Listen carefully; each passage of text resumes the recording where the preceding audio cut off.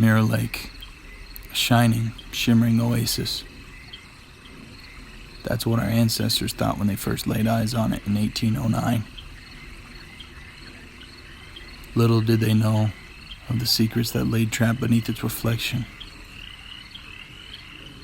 A barrier between our world and another. Legend goes the settlers parted 3 years later, a ghost town. Not even a trace as to where they left. My colleagues suggest manifest destiny was their answer. Maybe they didn't leave. Maybe they're still here.